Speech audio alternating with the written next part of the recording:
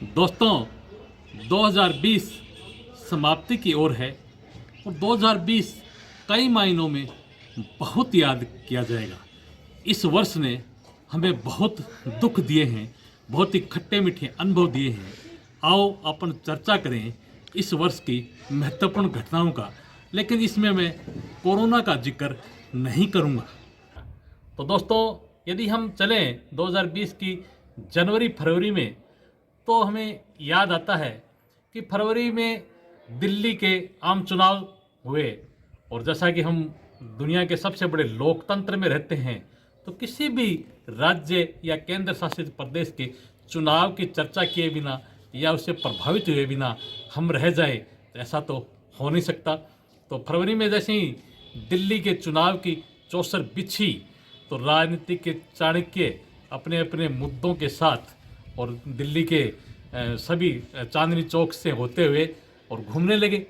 लेकिन केजरीवाल ने किसी की नहीं चलने दी और एक बार फिर साबित कर दिया कि दिल्ली का बादशाह तो वो मफलर वाला केजरीवाल ही है। और उसने अपने आम आदमी पार्टी के बलबूते पर 62 सीट ला करके साबित कर दिया कि दिल्ली के दिल में राज आज ही केजरीवाल ही करता है। भले ही बीजेपी ने दमखम से मैदान में उतरी, लेकिन ढाक के 3 पात और वही 8 सीटों पे उसको मजबूरी में सिमटना पड़ा। और भारतीय जनता पार्टी के चाणक्य कहे जाने वालों को फिर एक बार हार की मुंह देखना पड़ा।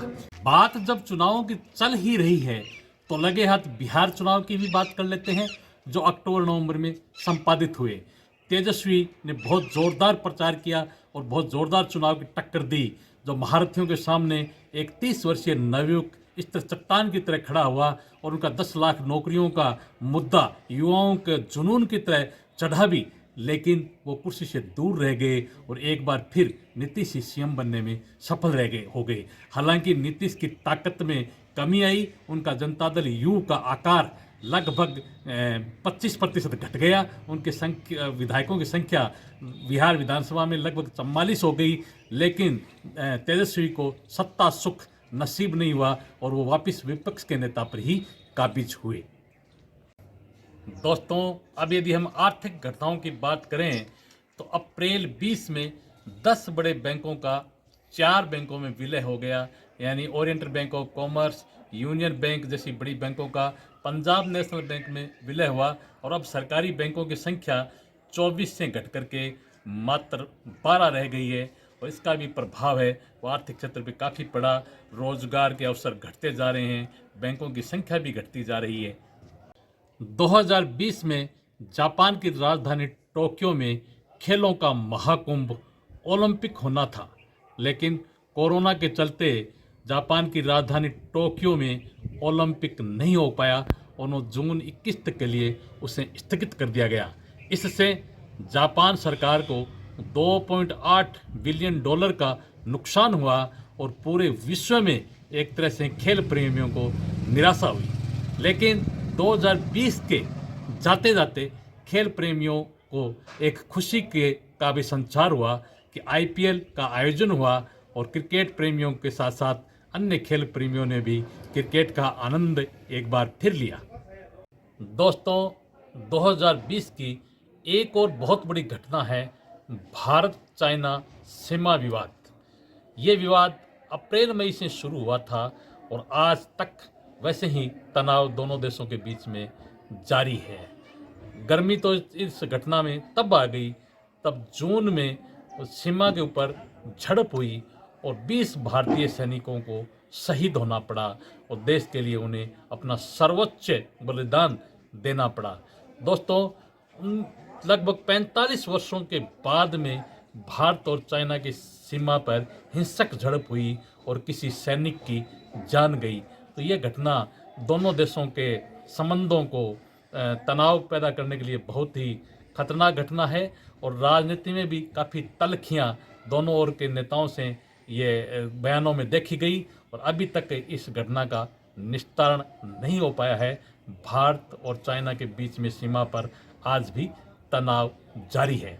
इस तनाव के बीच में भारत के लिए एक खुशखबरी ये आई कि जिस राफेल को लेकर के लगभग 15 वर्षों से भारत में चर्चा चल रही थी और ये चुनावी मुद्दा भी 2019 में बना था, वो राफेल की पहली खेप भारत में आ गई है और 5 राफेल विमान भारतीय वायुसेना में सम्मिलित हो गए हैं और भारतीय वायुसेना की ताकत में इजाफा हुआ है। और हम उम्मीद कर सकते हैं कि अब दुश्मनों के दांत खट्टे करने के लिए भारतीय वायुसेना के पास राफेल भी है, तो ये किसी भी तरह से दुश्मनों को चक्के छुड़ाने में कमी नहीं रखेंगे। 2020 जाता जाता खेल प्रेमियों को एक और निराशा दे गया। दोस्तों, भारत का सफलतम क्रिकेट कैप्टन महेंद्र सिंह धोनी ने अंतर्राष्ट्रीय क्रिकेट से संन्यास लेने की घोषणा से सभी खेल प्रेमियों के में उदासी छा गई। दोस्तों, अब महेंद्र सिंह धोनी का अंतर्राष्ट्रीय क्रिकेट में हेलीकॉप्टर शूट लोगों को देखने को नहीं मिलेगा। हालांकि धोनी ने ये घोषणा की है कि वो आईपीएल में क्रिकेट खेलते रहेंगे।